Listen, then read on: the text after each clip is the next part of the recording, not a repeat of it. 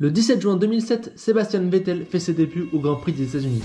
Par la suite, l'Allemand deviendra une légende de la discipline, gagnant 4 titres et se plaçant en tant que 3e plus gros palmarès de la Formule 1. Après lui, 49 pilotes feront leur début.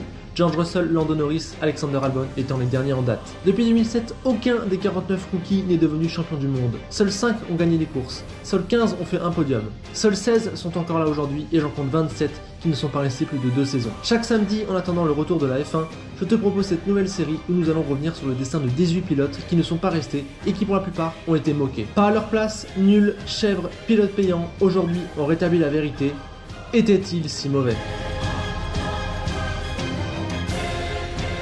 Bonjour à tous, on se retrouve pour l'épisode 3 de Était-il si mauvais ? Vous commencez à connaître le principe, on présente 18 rookies qui ont eu un court passage en F1 et puis on leur donne une note qui est une balance entre leur niveau, leur passage en F1 et la carrière qu'ils auraient dû avoir. On ne perd pas plus de temps, on a déjà parlé de Van Dorn et Verlaine dans l'épisode 1 et de Sirotkin et Ericsson dans l'épisode 2.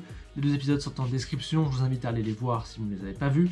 Et aujourd'hui, on parle d'Esteban Gutiérrez et de Brandon Hartley. Esteban Gutiérrez, 28 ans, mexicain, 3 saisons en F1, 2013 et 2014 chez Sauber et 2016 chez Haas. Très jeune, Esteban a été considéré comme un pilote à fort potentiel. Champion de Formule BMW Europe en 2008, il part ensuite en Formule 3 Euro Series, puis en GP3. En GP3, il va gagner le championnat dès sa première saison et obtenir une place de pilote réserve chez BMW Sauber. Ce partenariat est vraiment fondateur pour sa carrière. Esteban continue son apprentissage par 2 ans de GP2 où il fait 13e puis 3e du général. Nous sommes alors en 2013 et ça fait désormais 3 ans que Esteban est pilote de réserve du groupe Sauber BMW qui est devenu Sauber tout seul. Et alors c'est le bon moment pour passer en Formule 1. Dans cet objectif, Esteban est aidé par le soutien financier de Carlos Slim, l'homme le plus riche de la planète. Sa première saison en F1 chez Sauber va être très compliquée. Esteban ne rentrera dans les points qu'une seule fois avec sa 7e place au Japon, obtenue grâce à un super départ et une stratégie solide. Cet éclair ne parviendra pas à sauver la saison de Esteban Gutiérrez qui ne tenterait qu'une seule fois dans les points. Ses 6 points sont un maigre bilan comparé aux 51 de son coéquipier Hülkenberg qui a fait je crois 5 ou 6 top 6. Et pourtant Sauber avait une bonne voiture, pas la meilleure certes, mais totalement capable de rentrer dans le top 8 de manière régulière. Et ça, Esteban ne l'a fait qu'une fois, et le reste du temps, c'était très loin du compte. Mais bon, il n'était qu'un rookie, il s'est retrouvé très loin d'Hülkenberg, mais on peut être indulgent avec lui. Malheureusement, en 2014, on rentre dans l'ère hybride et Sauber va complètement rater sa transition en devenant la pire équipe du plateau aux côtés de Caterham et Marussia. L'équipe n'est pas aidée par son duo Sutil-Gutiérrez, mais clairement la voiture était pourrie. Mais Gutiérrez ne peut pas se cacher seulement derrière l'excuse du niveau de la voiture. Cette année-là, il n'a pas rempli les attentes une nouvelle fois, et c'est même cette saison-là qu'on a senti qu'il ne ferait jamais rien de grand en Formule 1. Après ces 2 saisons très moyennes chez Sauber, il était clairement en danger, et c'est totalement logiquement que Sauber l'a lâché. Gutiérrez se retrouve donc sans volant pour 2015. Malgré tout, avec son expérience, il va intéresser Ferrari qui va en faire son pilote de développement. De plus, on connaît ses immenses soutiens financiers, ça peut pas faire de mal. C'est d'ailleurs grâce à ça qu'en 2016, Ferrari le choisit pour combler le trou chez l'écurie naissante Haas. Et puis, ses sous feront du bien à la structure. Gutiérrez retrouve donc un paquet. Mais là encore, Esteban ne va pas réussir à tirer son épingle du jeu et même pire, il va sombrer dans les bas-fonds du classement une nouvelle fois. Son retour en Australie sera le temps fort de sa carrière avec un rôle principal dans le crash de la décennie. Sinon, que dire de sa saison ?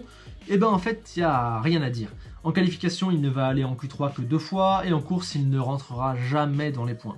La Haas n'était pas sensationnelle, mais Grosjean est lui parvenu à scorer 29 unités. Du coup, suite à une 3e saison totalement en dessous des attentes et qui n'a montré aucun signe positif, aucun signe d'espoir d'une éventuelle progression, et ben Gutiérrez perd définitivement sa place en Formule 1. Bon alors, quel bilan tirer ? Bon sincèrement, niveau pilotage, il n'y a pas grand chose à sauver. Une seule entrée dans les points en 59 Grands Prix, c'est beaucoup trop faible, d'autant plus que sur les 2 tiers de sa carrière, il a une voiture qui était totalement capable de rentrer dans les top 10. Au-delà de ne pas réussir à faire marcher sa machine, Esteban déçoit très souvent avec des erreurs et surtout, il ne parvient jamais à montrer que quelque chose d'enthousiasmant pourrait arriver. C'était toujours une performance en deçà des espoirs. Et puis aussi, il y a des moments assez embarrassants, comme par exemple ce freinage raté qui défonce Sutil en Chine en 2013, ou bien celui-ci face à Maldonado à Silverstone en 2014, belle performance.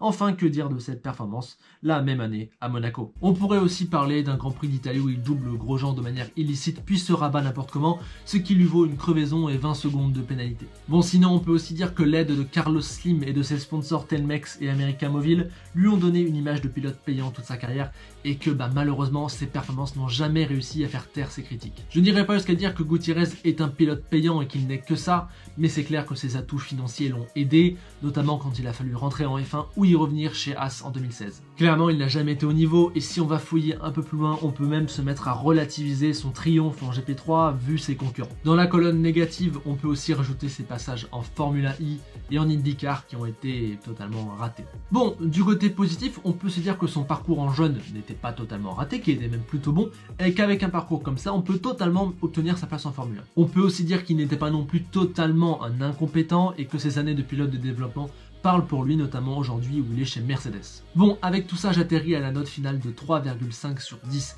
Gutiérrez n'a pas été bon en Formule 1, il n'a pas beaucoup de circonstances atteignantes vu le niveau de ses voitures, et il a quand même fait 3 saisons, dont une obtenue en belle partie grâce à ses soutiens financiers. Bon, le verdict est peut-être un peu sévère, je sais pas, vous me direz, mais clairement, quand je pèse tous les éléments, j'ai du mal à lui mettre plus haut. Voilà. On peut passer au second client de la journée, Brendan Hartley. Brendan Hartley, 30 ans, néo-zélandais, une saison complète en F1 en 2018 avec Toro Rosso. Sa carrière débute tout naturellement dans son pays où il rencontre des succès en karting avant de se diriger vers l'Europe pour tester la monoplace. Très vite, il se fait remarquer par le programme Red Bull qu'il engage dès 2007 alors qu'il n'a que 18 ans et n'est qu'en Formule Renault. Il va même effectuer des tests F1 en 2008 chez Toro Rosso. Cette information m'avait totalement échappé, je ne me rendais pas compte que dès 2008 il avait fait des tests en F1. Bref, après un titre en Eurocup, Hartley se dirige vers la F3 britannique où il termine 3ème du championnat en 2010. Et puis ensuite sa carrière va connaître un gros trou de 2 ans. Chez Red Bull il y a du monde avant lui, et au final il va être un peu nulle part et va finir par se tourner vers l'endurance. Au début c'est seulement quelques courses par saison, puis ça va devenir son emploi à plein temps pendant 4 années. En 2015 et 2017, son équipage va être sacré champion du monde sur la Porsche 919 hybride.